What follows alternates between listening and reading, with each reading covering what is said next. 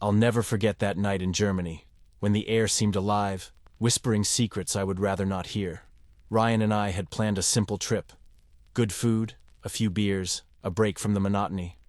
But fate led us to a bar that seemed to come out of a forgotten nightmare. A place where the wooden walls creaked as if carrying voices from decades past.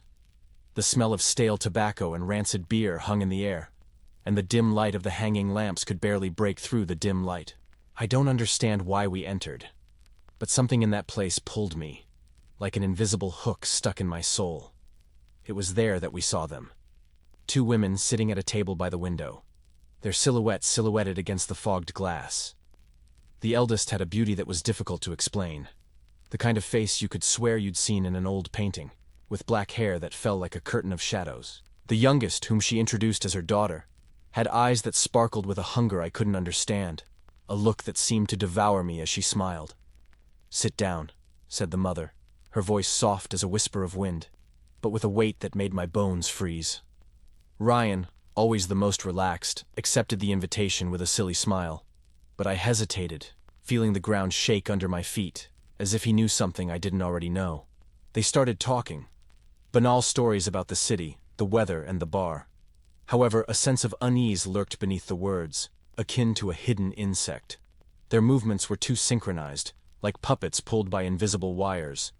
When the mother laughed, the daughter laughed at once, a sound that echoed like a muffled scream, caught somewhere between joy and despair. My eyes began to catch the details, the way the mother touched her daughter's arm, not tenderly, but with a possession that made me gulp. The way the daughter tilted her head, imitating her mother's every gesture, as if it were a distorted reflection in a broken mirror. And then I saw the rings.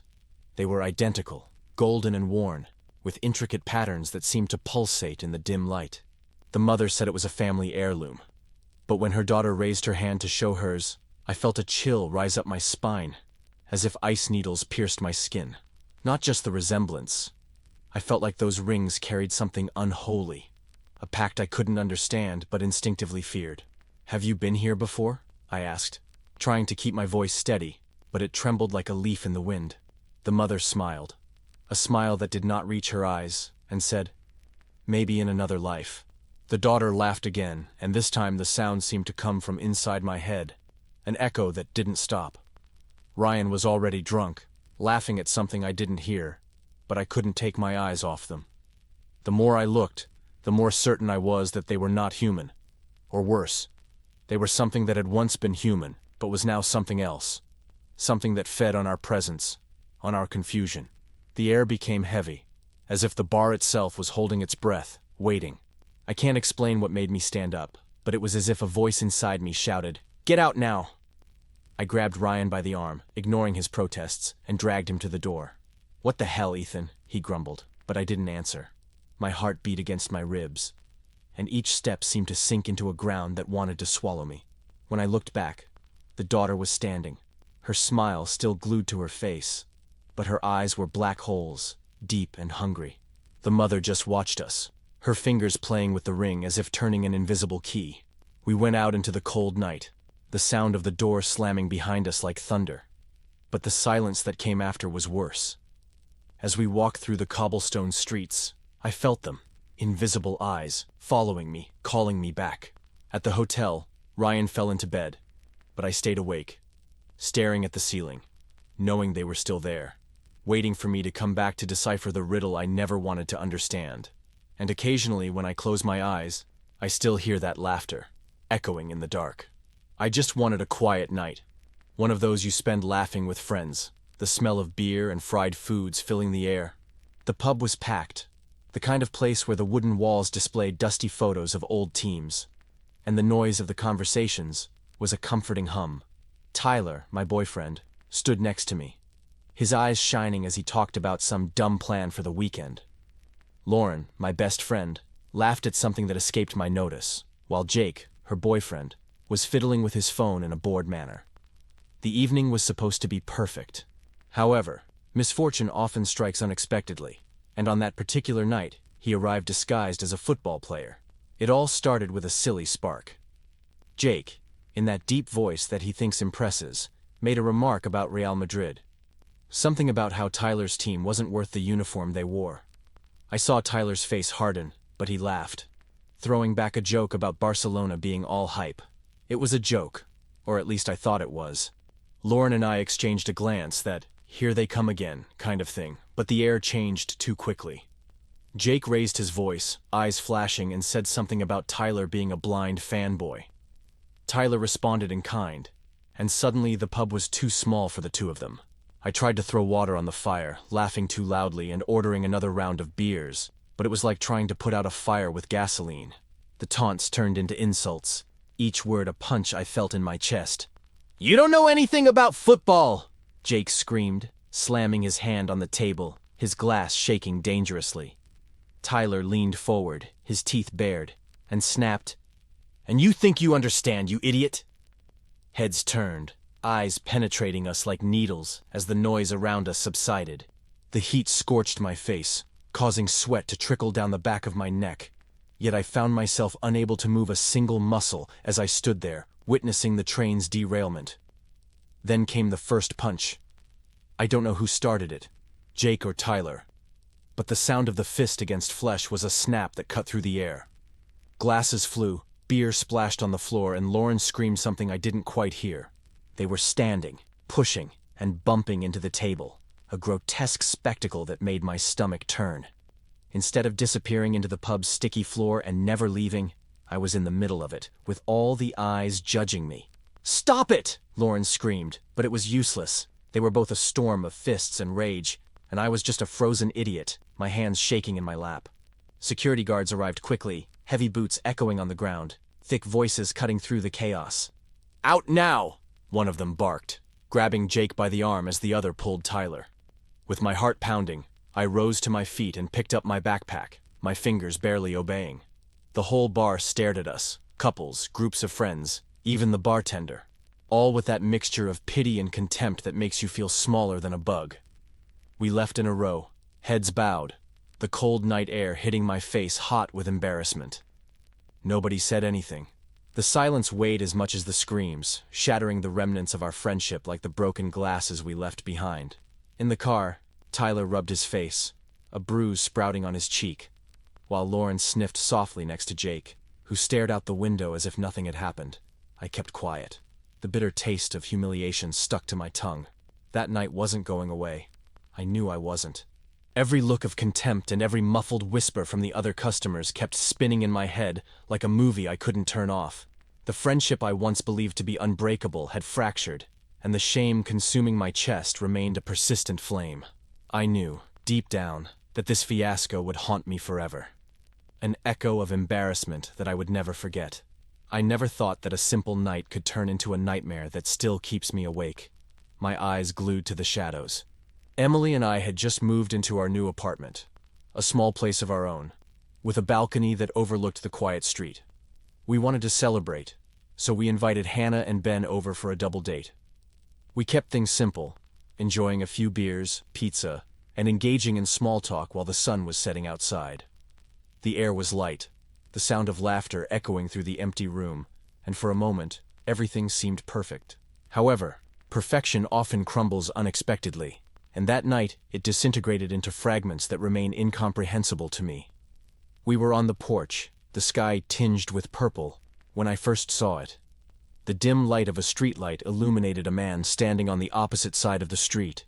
He had no face, not that I could see, at least, with the shadow swallowing his features, but the eyes. I felt them, like 2 points of fire piercing through the darkness. "Who's that?" I mumbled, trying to sound casual, but my voice came out hoarse and dry. Emily laughed, saying it was just someone waiting for a cab, and Hannah agreed. But Ben frowned, his fingers squeezing the beer can. I tried to ignore it, but the weight of that look didn't leave me, as if he knew who I was, where I was, and what I thought. Then he moved. He did not move quickly, nor did he appear to be in a rush. Each step was slow, almost ritualistic, as if he were dancing with time. He crossed the street, shoulders stiff, and climbed the steps of our building. My stomach turned to ice. "He's coming here," I said, louder than I intended, and the others stopped, their eyes wide. Emily grabbed my arm, but I was already at the porch door. my heart beating so loudly that it drowned out the sound of the street. Ben stood up, throwing the can on the floor. "Let's see what he wants," he grunted. But I heard the tremor in his voice, the same one that made my hands sweat. We descended the elevator, the silence between us piercing like a blade. When the doors opened, there he was, in the lobby, standing, motionless. The light flickered above him, throwing shadows that danced on the ground like living fingers. "What do you want?" I asked, my voice echoing in the space. He turned his head, slow, so slow, and spoke, an icy whisper that seemed to crawl down my spine. "I'm looking for someone." There was no emotion, no warmth, just an emptiness that made me retreat.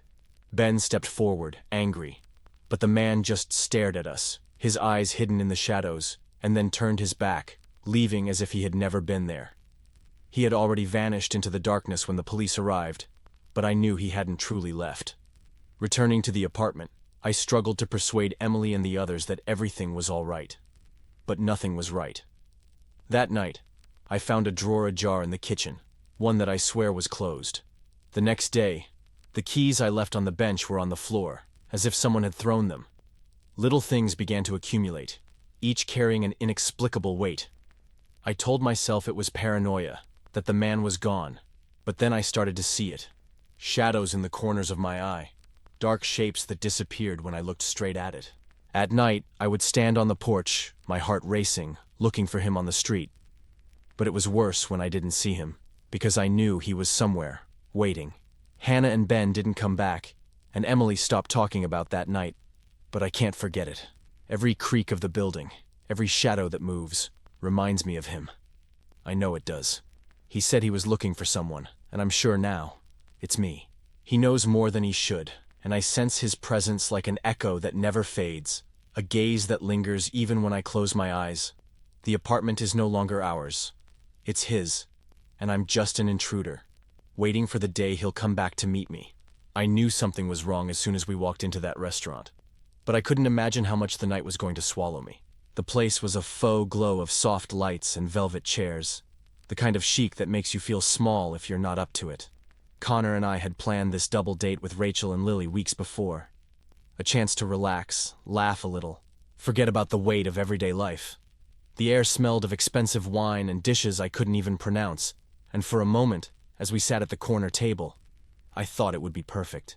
However, perfection is a fleeting illusion, and that night, it crumbled into fragments that continued to cause pain. Rachel was quiet from the beginning, her eyes glued to her phone as if it were a portal to another world. I tried to start a conversation, throwing jokes about the menu, but she barely answered, only giving weak smiles that didn't reach the eye. Connor seemed oblivious, laughing out loud with Lily about some dumb movie. But I felt the ground shaking beneath my feet, a vibration no one else seemed to notice. "Are you okay?" I asked Rachel, low enough not to attract attention, but she just shook her head, her fingers squeezing the phone until the knots turned white. Then I saw it, the glow of a message on the screen, a name that wasn't Connor's, and her face changed, pale and trembling, as if she'd seen a ghost. Before I could say anything, the waiter appeared, envelope in hand, eyes averting from mine as if he knew what he was delivering. "To Miss," he muttered, placing the paper in front of Rachel. She tore through the envelope, her fingers shaking so much that the clatter of the paper cut through the silence in the restaurant. I didn't read it all, but I saw enough. Cutting words, dates, promises Connor had made to another woman. A betrayal exposed in black ink. There was a fire in Rachel's eyes that I had never seen before, and she made a sound that was half sigh, half scream. "How could you?" she shouted, her voice tearing through the air like breaking glass. Connor froze, fork halfway to his mouth, and the restaurant stopped. Cutlery falling, conversations dying, all eyes turning to us. I wanted to disappear, sink into the polished floor, and escape that circus. But I was trapped, the blood rising to my face as Rachel threw her phone on the table, the messages shining like an accusation. "You lied to me!" she bellowed.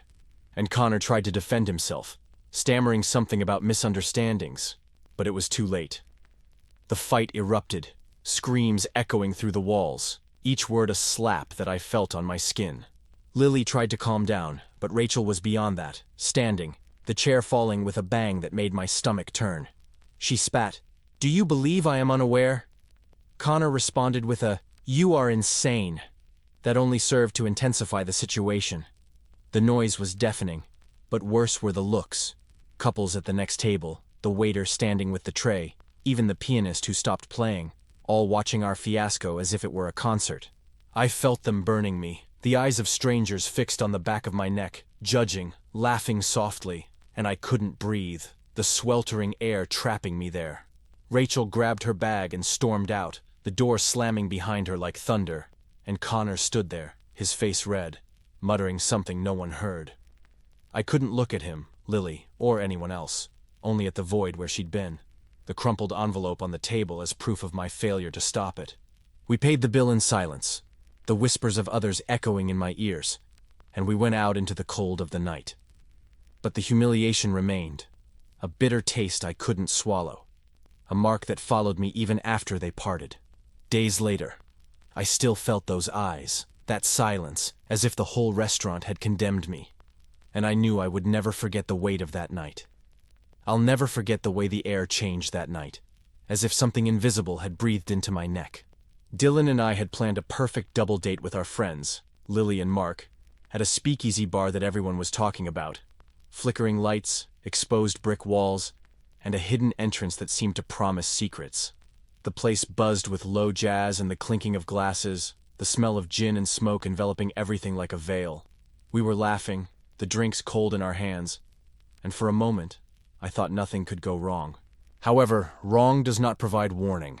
Rather, it infiltrates, and that evening, it arrived with a whisper that still causes me to tremble. It all started when I went to the bathroom, a cramped cubicle with cracked tiles and a lamp that flickered like a dying heart. I was washing my hands, the fogged mirror reflecting my tired face, when I heard a cutting whisper. So close, I felt the air move in my ear. "You don't belong here." My blood ran cold. My fingers were paralyzed on the tap, and I spun, my heart pounding like a drum. No one was there. There was only the echo of that sound, low and harsh, as if it emanated from within the walls. I ran back to the table, the floor looking alive beneath my feet, and told the others, voice trembling. Dylan laughed, saying that I had had too much to drink, but Lily frowned, and Mark was quiet, his eyes wandering around the bar, as if looking for something. The night went on, but the weight didn't go away. I tried to laugh, to pretend that everything was fine, but every sip of my drink felt more bitter, the jazz sounding like a mournful lament. It was as we left that I saw him, a man across the street, standing in the light rain, his dead eyes staring at me like black holes. He didn't blink, he didn't move, he just stared, and I felt a cold that I couldn't explain. "Do you see that?" I pointed, but Dylan shrugged, saying he was just some random guy. But it wasn't. I knew it wasn't. And then came the worst. Dylan looked for his cell phone to call a taxi, but it was gone out of his pocket, lost at some point that no one remembered. In the taxi, Mark tried to call his number, just in case. The phone rang, and my stomach churned when a voice answered. Not Dylan's, but something hoarse, impossible, as if coming from an open grave. "I've been watching you," she said, calm and clear, before hanging up. The air in the car became heavy, a silence that overwhelmed us as we looked at each other, fear creeping between us like a living thing. Dylan tried to call again, but now it just fell into voicemail, as if that voice had never existed.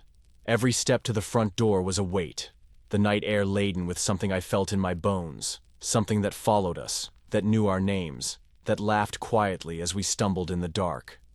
No one slept well. We stayed in the room, the lights on, the silence broken just by the sound of our breathing. I heard that whisper in my head, "You don't belong here," winding around my mind like a tightening rope.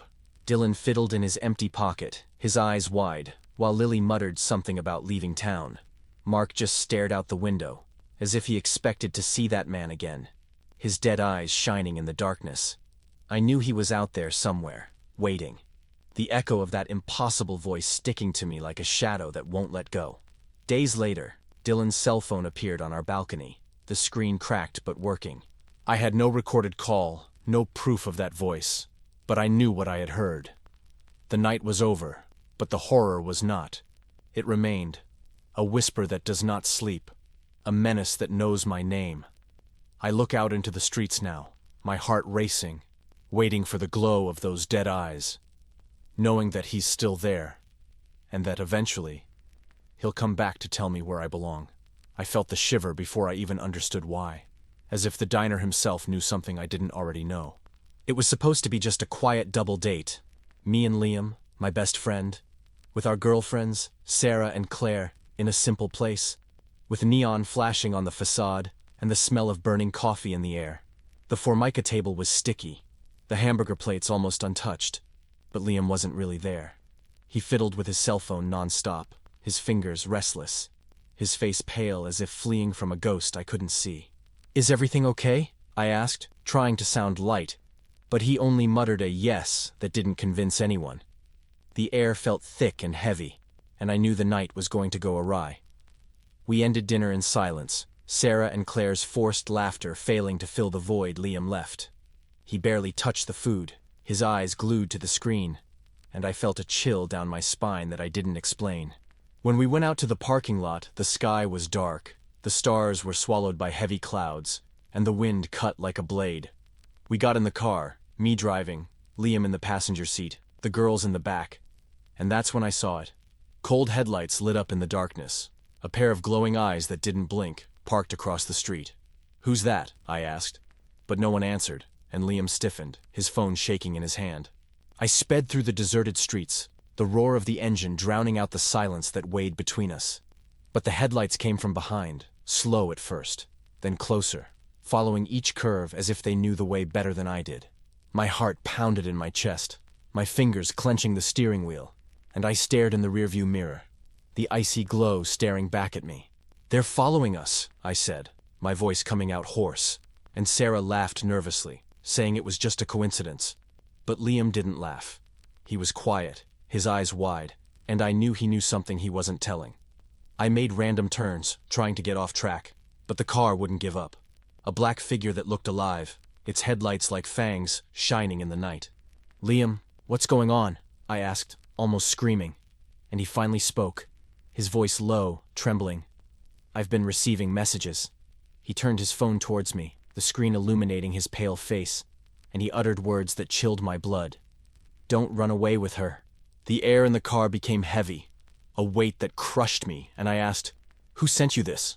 But he shook his head, his eyes fixed on the rearview mirror, and I knew he was scared, afraid of whoever it was and what they wanted. The car disappeared on the corner, the headlights going out as if they had never existed, but the silence that remained was worse. Expecting the glow to reappear at any moment, I drove fast. We got home, the girls shivering in the back seat, and Liam stared down the street, his face white as wax. "Who was it?" I asked again, but he only muttered, "I don't know." Lie. He knew, and I felt it in my bones. Something that marked us that night, something that knew our names, our streets, our lives. I didn't sleep. I stood at the window, my eyes fixed on the dark, the rearview mirror of my car still burning in my mind. Every shadow that moved sounded like that car. Every sound was the roar of an engine that wouldn't stop. Days later, Liam avoided me, but I saw the messages on his phone when he left it on the table. More of them. "You can't escape. I see you." Fear tightened in my chest, a certainty that it wasn't over. I look back now, at the empty streets, at the glow that may be waiting around the next corner, and I know I'll never be safe again. Something has found us, and I don't know how to escape a ghost that drives in the darkness. I walked into that bistro with the silly hope of a light night, a refuge from the weight of the week. The place was a warm embrace of soft lights and wooden tables, the air charged with the aroma of herbs and fresh bread. Sophie, my girlfriend, was walking beside me, and Jack and Emily, our friends, were already at the corner table, their excited voices cutting through the hubbub of the room. It was supposed to be perfect, a night of laughter, delicious food, a moment to breathe. But perfection is a fragile illusion, and Sophie has shattered it with a grotesque show that still makes my face burn with shame. At first, everything seemed fine. The red, full-bodied wine arrived, and I lost myself in a conversation about Jack's foolish work. Sophie was quiet, her eyes wandering around the room, but I thought it was just fatigue. She always looked that way after a long day. Then came the first blow. A burp burst out of her mouth, loud as thunder, echoing through the bistro as if the building itself had gurgled. My blood rose to my face, a hot wave of embarrassment that made me dizzy, and I stared at her, expecting an apology, an embarrassed chuckle. Nothing. She just gave me a blank stare, a crooked smile that seemed to mock me, and took a sip of the wine as if the world hadn't stopped to listen. I tried to swallow the embarrassment, pretend it was nothing, but Sophie gave me no respite. As the waiter placed the dishes on the table, she reached inside her pants, scratching a place no one should touch in public, her fingers wiggling with a boldness that made me want to disappear. "Sophie, stop," I hissed, low enough not to draw any more attention. But she laughed, a high-pitched, knife-sharp sound, and said, "Relax, Nathan. You look like a nun." Blood pulsed in my temples, and I watched Jack clear his throat, uncomfortable, as Emily wiggled her fork as if she could dig a hole to escape. The gazes of the other customers began to turn, stealthy but sharp, digging into me like needles. Dinner became a circus of horrors. Every gesture she made was a new source of humiliation, further undermining my dignity. She chewed loudly, the wet sound echoing like an insult, and played out comments that cut through the air. "This bread is drier than your talk, Jack," she said, laughing to herself as I felt the weight of the eyes around us. Shame suffocated me, chaining me to the chair, my face hot, my hands trembling in my lap. I tried to change the subject, to pull up any story, but Sophie interrupted, her every word a slap that I couldn't return. "You always make this drama, Nathan," she snapped, her eyes shining with something I didn't recognize, and I cringed, the embarrassment engulfing me whole. When we left, the silence of the street was a bitter relief. Jack and Emily murmured quick goodbyes, their faces tense, and I walked beside Sophie, the sound of our footsteps echoing like accusations. She laughed quietly, as if the whole fiasco was a joke that only she understood. But I couldn't look at her. At home, I grabbed a blanket and threw myself on the couch, my heart heavy. The image of her laughing like a stranger burning in my mind. I didn't know who she was that night. Not the Sophie I knew, but a cruel version who turned a dinner party into a social nightmare. I closed my eyes, but the sound of that burp, the echo of those looks, kept spinning in my head, a humiliation that I couldn't erase. Days later, she acted as if nothing had happened, but I couldn't forget it. Every time I think about that night, I feel the warmth on my face, the weight of those eyes, as if the whole bistro is still judging me. Sophie turned into a mystery I couldn't unravel, and I understood that this bizarre spectacle would linger in my memory forever, an embarrassment that refuses to fade, a stain that refuses to wash away. I should never have trusted Logan, but the promise of a different night blinded me. He dragged me to this double date with a crooked smile, saying that the bar was a secret worth knowing. When we arrived, the place hit me like a punch, a decaying facade, the neon of the entrance flashing like a warning, the air inside smelling of mold and betrayal. Cracks like veins covered the walls, and the floor creaked beneath my feet, seemingly moaning with each step. Logan laughed, tapping me on the shoulder, and the two girls he had brought, Jenna and Tara, smiled with teeth that glowed too brightly in the dim light. I wanted to leave, but something held me back, a weight I didn't know how to name. We sat at a crooked table, the leather of the seats torn like open skin, and the bartender brought us drinks without us ordering. The glass in my hand was cold, the liquid inside dark and bitter, burning my throat like poison. "Relax, Caleb," Logan said, eyes flashing, and I drank, trying to ignore the damp smell rising from the floor. Jenna and Tara laughed softly, a sound that echoed as if coming from a distant place, and I felt my head spin, the lights flickering as if the bar was breathing. "Have you ever been here before?" I asked, my voice pasty. But no one answered. They just stared at me, their smiles fixed, their eyes shining like glass. Then everything went out, a black void that swallowed me whole. I woke up to the cold biting my skin, the concrete floor pulsing beneath me like a living heart. I was in a basement, the damp walls dripping with something that wasn't water, and the thick, rotten-smelling air made me choke. My wallet, my cell phone, and my ID were all gone, leaving my pockets empty as if they had never existed. An echo of distant laughter cut through the silence, and I crawled, legs trembling, up a wobbly staircase that creaked like breaking bones. I climbed, my heart pounding in my throat. And there they were, Logan, Jenna, and Tara, sitting at a table similar to the one at the bar, untouched, their eyes empty as wax dolls. "Logan?" I called. But he didn't move, his face frozen into a smile that wasn't human. The ground shook, a pulse that made my stomach turn, and I ran. The hallway was long. The walls were covered with torn posters that seemed to stare at me, the eyes on the figures following my every step. The sound of laughter chased me, now closer, as if coming from inside my head, and the air grew heavier, suffocating me with every meter. I felt the bar alive around me, the walls closing, the floor moving like pulsating flesh, and I knew he wasn't going to let me go.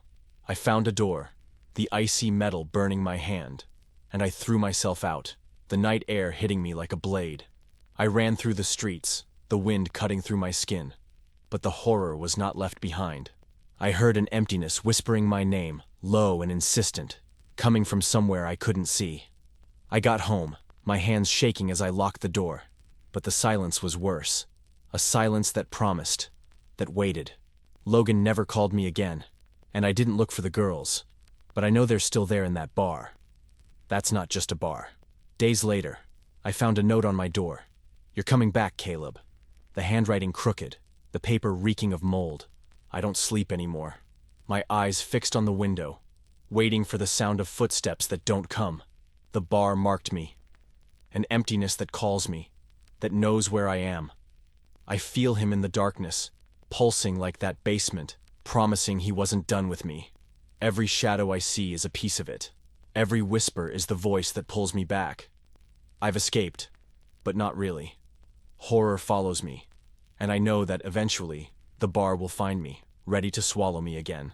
I always thought the silence of the forest was peace, but that night, it turned into a scream that still echoes in my bones. Chloe and I had planned a double date with Daniel and Abigail at a campsite to escape the city. Just the four of us. The fire crackling and the stars shining above. We set up the tents near a stream, the fresh air smelling of pine and damp earth. And for a while, everything was perfect. Daniel roasted marshmallows, Abigail laughed at his stupid stories, and Chloe nestled against me, the heat of the fire driving away the cold. But the forest has secrets, and that night, she whispered them to us in a voice that wasn't human. The first sign came when the crickets stopped. A silence fell, heavy as a shroud, and the fire crackled louder, as if trying to fill the void. I thought it was all in my head, but then Abigail let out a scream, high-pitched, cutting, a sound that made my blood run cold. "What's wrong?" I asked, already standing, my heart pounding in my throat. She pointed to the darkness beyond the trees, her eyes wide, her face as white as bone. "A hand," she stammered. "A bony hand with black nails, crooked fingers." She called me. I looked where she was pointing, but I only saw shadows dancing in the night, the wind stirring the branches like living fingers. I tried to calm her down, saying it was just imagination, the dark playing with her eyes. But then I heard it. A whisper, low and rough, crawling through the trees like a living thing. It was not a word that I understood, but it was a call, a sound that pulled the soul out of the body. Chloe grabbed my arm, her fingers dug into my skin, and Daniel stood, the marshmallow rod falling to the ground. "Did you hear that?" he asked, his voice trembling, and I couldn't lie. I had heard it, and the fire no longer warmed, the heat sucked in by something around us. The whispers grew, unintelligible voices coming from all sides, a chorus of shadows we couldn't see. The fire crackled, the flames dancing as if trying to escape, and I felt a cold that I could not explain, a weight that crushed me. Abigail whimpered, her eyes fixed on the forest, and she murmured, "It's coming for me." I pulled everyone into the tents, the zipper closing with a sound that sounded like a muffled scream. We huddled there, the fabric shaking in the wind, and I listened. The whispers, louder, closer, as if outside, the black nails scratching the canvas. No one slept. Each crack in the forest was a step. Each gust of wind was a sigh that was not ours. Chloe trembled against me. Daniel held a flashlight that illuminated nothing but the fear on our faces, and Abigail stared into space, her eyes sunken as if something had touched her. As I tried to convince myself it was just the wind or the night, those voices kept calling, tightening my chest. "Mike," Abigail whispered, her voice almost gone. "She's still there, waiting for me." I didn't ask who she was. I knew, deep down, that I didn't want to know. The sun crept across the sky, too slow, and we fled, the tents abandoned, the stream glowing, as if mocking us. In the car, the silence was heavy, and Abigail's eyes were haunted, fixed on the window as if she saw something I didn't see. I drove fast, my heart still racing, but the horror didn't stay in the woods. I hear the whispers in the wind now, even at home, a sound that follows me like a shadow. Abigail doesn't speak anymore, her eyes always wandering, and I know. Something came with her. Something with black nails and crooked fingers that marked us that night. I look at the trees in the backyard, the wind whistling, and the whispers return, calling my name. The forest didn't end with me, and I'm afraid Abigail is right. She's still there, waiting, ready to pull us back into the dark from which you can't escape. I had no idea that a single night would turn into a burden I still bear today, but that dinner fundamentally transformed my life. It was supposed to be simple, a quiet double date at the corner restaurant, the kind of place with crumpled white tablecloths, flickering candles casting shadows on the walls, and a smell of garlic and red wine that enveloped the air as a promise of comfort. Ava and I had called Brandon and Lily just to relax, to leave the outside world for a few hours.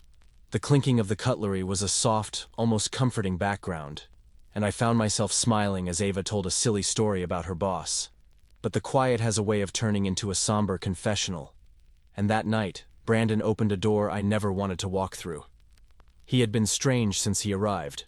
Her sunken eyes, dug out of guilt I could almost touch, shone in the dim candlelight. I'd known Brandon for years, the person who laughed easily, who always had an answer for everything. But there, at that table, he was a shadow of what I remembered. His fingers drummed on the wood, a nervous rhythm that seemed to count the seconds for something I didn't understand. Ava tried to pull him into conversation, asking about the job, and Lily gave a forced smile. But he only mumbled short answers, his eyes wandering around the room as if looking for a way out. "Are you okay?" I asked, trying to keep my voice light, but she left hoarse, loaded with a feeling I would rather not name. He stared at me, and his gaze was a dark well, too deep for me to see the bottom. Then he spoke. His words were not an outburst, but rather a confession that landed on the table with a chill. "I've done things, James," he said, his voice low, trembling around the edges. "I've engaged in activities that are not legally permitted. Things that stain the soul." The air in the restaurant became heavy, suffocating, as if the walls had closed a little more. Ava froze, fork still in the air, eyes wide as she tried to process what was happening. Lily let out a short sigh, almost a muffled scream, and I felt the weight of those words crushing me. A secret I didn't ask to carry. "What are you talking about?" I asked, my mouth dry. But he continued, his eyes fixed on a point beyond me. "My family. They pulled me in. I can't undo things, although I didn't want to. The task is now complete." The silence that came after was worse than the screams I expected. The restaurant was all around us. Distant laughter, the sound of a bottle being opened. But our table was an island of ice, each of us caught up in what he had said. Ava tried to speak, her voice cracking as she said, "Brandon, what do you—" But he cut her off, shaking his head as if it hurt to look at her. "I'm not who you think, Lily," he muttered, and I saw the tears glisten in her eyes, her face crumbling as the man she loved melted into words. I wanted to get up, get out, and get away from that weight, but my feet were glued to the ground, my heart beating so loud that it drowned out the world. The night ended quickly after that. Lily left crying. Brandon quietly paid the bill, his shoulders hunched as if carrying a corpse, and Ava and I stood there, mute, dinner untouched in front of us. He disappeared after that night. He didn't answer calls, he didn't show up anymore. Lily broke up with him days later, but the psychological terror he left in me didn't go away. I began to hear footsteps behind me the following nights. A faint sound, almost inaudible, but always there, following my heels in the dark streets. I glanced over my shoulder, my heart pounding, but there was no one there, only the echo of something that haunted me. something that knew what I knew. I see shadows now, shapes that move in the corners of the eyes, disappearing when I try to look straight ahead. The sound of a breath that is not mine wakes me up in the dark, and I lie there, eyes fixed on the ceiling, waiting for the next step. Ava says it's all in my head, but I know it's not. Those eyes that hunted Brandon found me, marking me with the weight of his secret.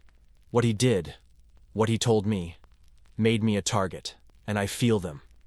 The footsteps, the whispers, the emptiness that follows me like a living shadow.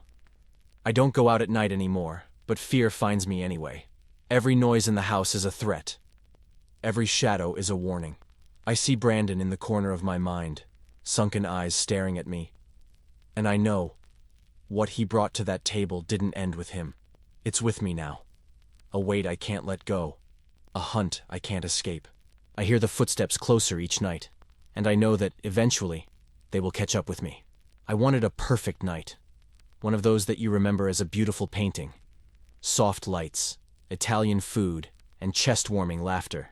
The restaurant was a dream, with exposed brick walls, the aroma of basil and fresh tomatoes wafting through the air, and candles dancing in glass jars, casting warm shadows on the tables.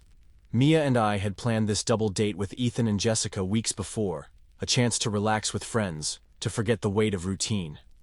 Ethan was my trusted partner, the person who always made me laugh.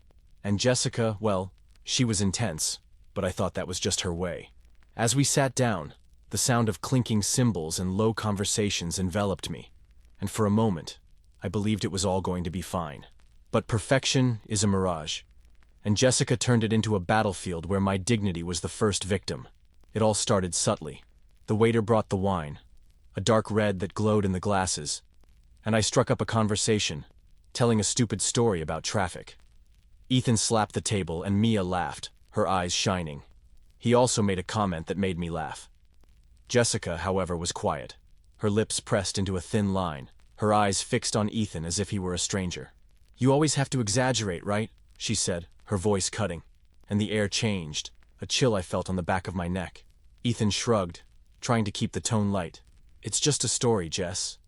But she didn't stop. "You never know when to shut up," she snapped, and I watched his face harden, his smile fading as if she'd turned off a light. I tried to change the subject, asking for menu suggestions, but Jessica was on a path I couldn't deviate from. Ethan's every word turned to ammunition for her. "You eat like a pig," she said when he picked up a piece of bread, and, "Why do you always have to be the center of attention?" when he laughed at something Mia said. My stomach began to tighten, the heat rising up my neck, and I exchanged a glance with Mia, who fiddled with her napkin as if she could dig a hole to hide. I wanted to say something, to intervene, but my tongue seemed glued to the roof of my mouth, the embarrassment holding me to the chair like an invisible chain. The war escalated quickly. The waiter brought the dishes, steaming pasta, shimmering red sauce. But the smell that once made me hungry now made me nauseous. Jessica's words were sharp, her criticism cut like knives. "You're so lazy, Ethan, you're never going to get anywhere," she snapped, and he finally replied, his voice low but firm. "Stop treating me like a child." It was the trigger. Her eyes sparkled, and she grabbed the cocktail glass, a colorful drink with a floating cherry, and stood up screaming, "You don't even deserve this." Before I could blink, she threw the liquid into his chest, the glass flying behind, shattering against his shirt with a sound that echoed like a gunshot. The restaurant stopped. The clinking of the cutlery died down, the conversations fell silent, and I felt all the eyes in the room fix on us, a sea of upset faces, some shocked, others laughing quietly, all judging. The liquid dripped down Ethan's shirt, red and sticky, the shards of glass gleaming on the floor like broken teeth. My face burned, the blood pulsing in my temples, and I wanted to disappear, sink under the table, and never leave.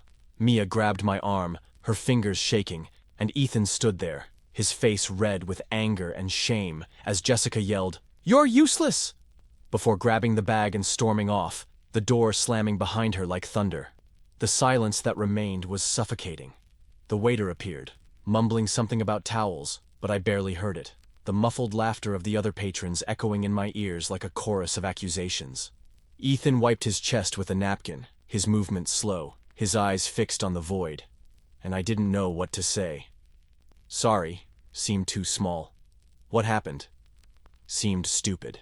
We swiftly settled the bill, the gazes of others piercing my back, and we stepped out into the chilly night air, experiencing a bittersweet sense of relief from the public stage. But the embarrassment did not go away.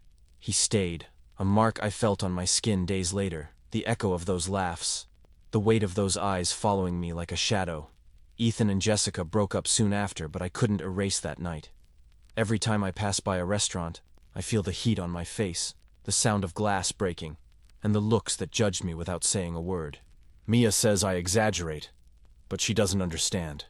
Humiliation is a stain that doesn't wash, a memory that binds me to that table, to the moment when my perfect night became a spectacle I'll never forget. I never thought that an elegant bar could become the stage of a fear that gnaws at me inside. But that night caught me in a web that I can't undo. It was supposed to be a simple double date. A night out with Mia, my girlfriend, and our friends Sophia and Derek, in a place that promised sophistication. Glass walls reflecting golden lights, chandeliers hanging like artificial stars, the air heavy with the scent of expensive whiskey, and the soft sound of toasting glasses. I walked in holding Mia's hand, her warmth anchoring me, and for a moment, as they guided us to a corner table, I thought it would be a perfect break from the routine. Sophia was already there, her brown hair falling over her shoulders, a weak smile trying to hide something I hadn't seen yet. Derek arrived later, footsteps echoing off the polished floor as a warning, his eyes slicing through the air like blades of ice. I knew little about him, but I already felt his weight, an icy control that made the space around me shrink. That night, that weight became a threat that I don't know how to erase. We sat down, the leather of the seats creaking under us, and I tried to keep the mood light, talking about the day, a silly joke about traffic that made Mia laugh, her eyes shining in the soft light. Sophia nodded shyly, her fingers playing with the glass's rim, while Derek remained silent, his gaze fixed beyond me, his fingers squeezing the whiskey as if he could crush it. "You're quiet today, huh?" I said, trying to sound relaxed, but my voice came out tense, loaded with a feeling I would rather not name. He gazed at me, his eyes narrow and razor-sharp, before responding. "Not everyone needs to fill the silence, Owen." His voice was low but cutting, and I felt a shiver go up my spine, a feeling that something was wrong. Very wrong. The night went on, but his control was a chain that I could almost hear tinkling. He corrected Sophia with every word. "Speak properly," he hissed as she hesitated to order a drink, her voice trembling under his weight. And, "You don't need that," as she reached for the menu, as if even her choices was his. I saw her face wither, the twinkle in her eyes fading like a smothered candle. And Mia squeezed my hand under the table, her cold fingers telling me she felt the same. "Derek, leave her alone," I said, trying to ease up.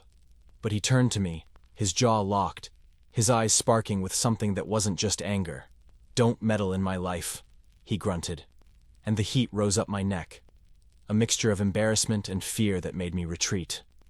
The air became heavy, stifling, and the bar around us, the distant laughter, the sound of a bottle being opened, felt like a world I could no longer reach. Sophia surprised me in the bathroom hallway.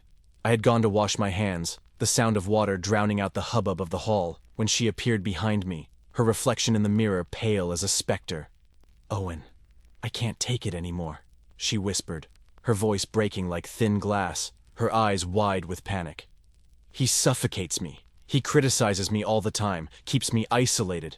I don't see anyone because of him." I froze, the water dripping from my hands, the weight of her words hitting me like a kick in the chest. "Why don't you finish?" I asked, but she shook her head, her eyes shining with tears that wouldn't fall.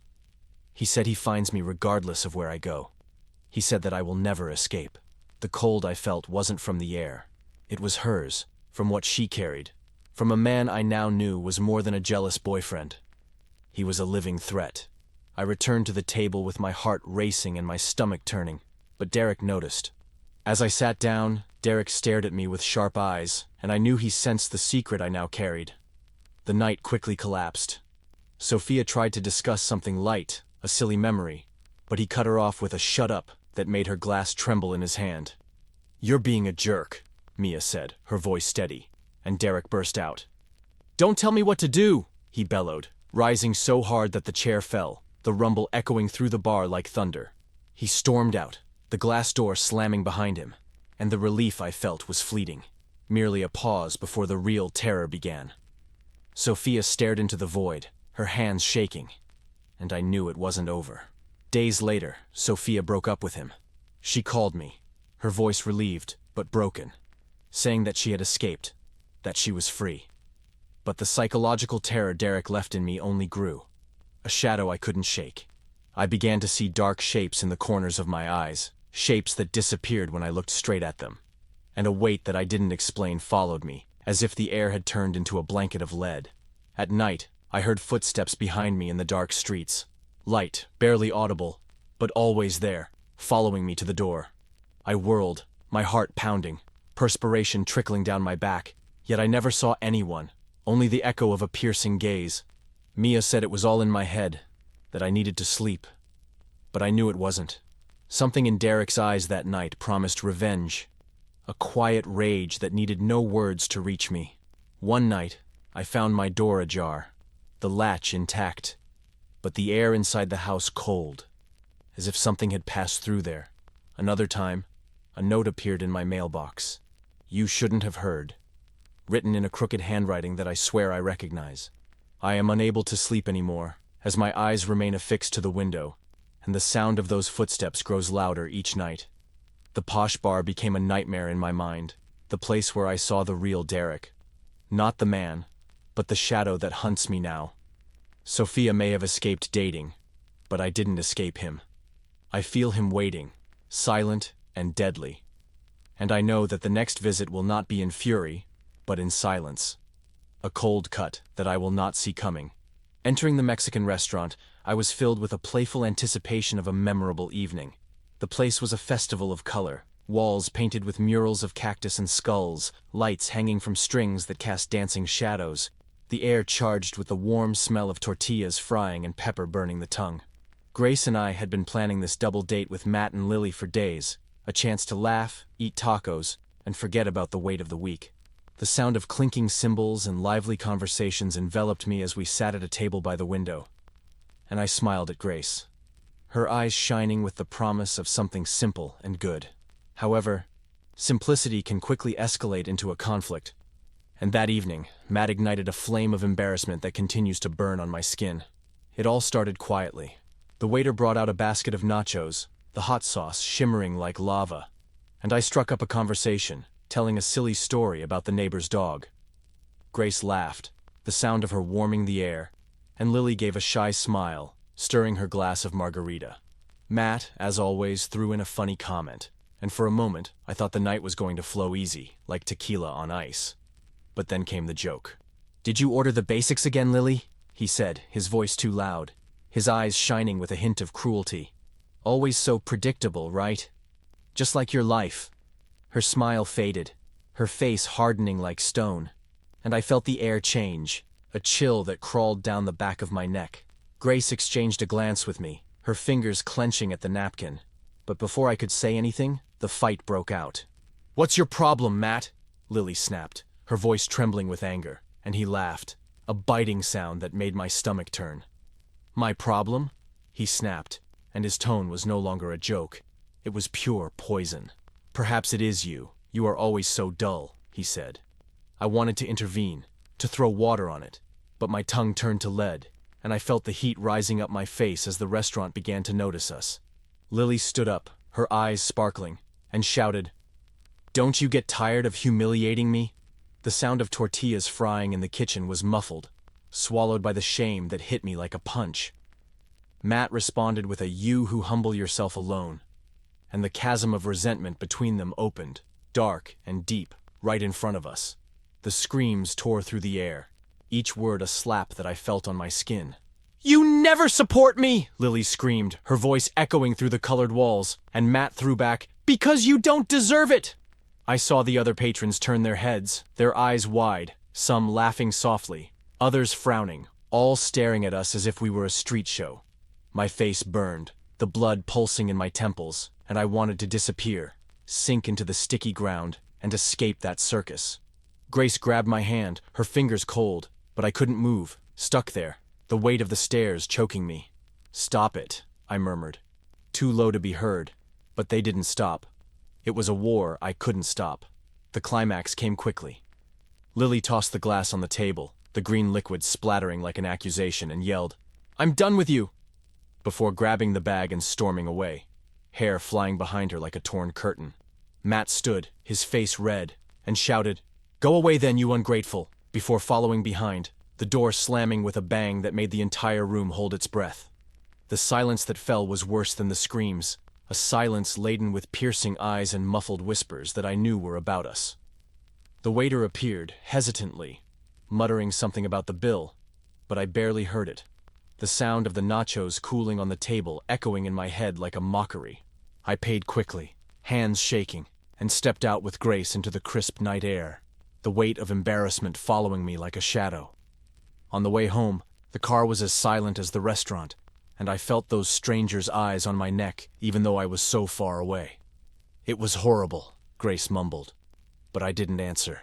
I didn't have to.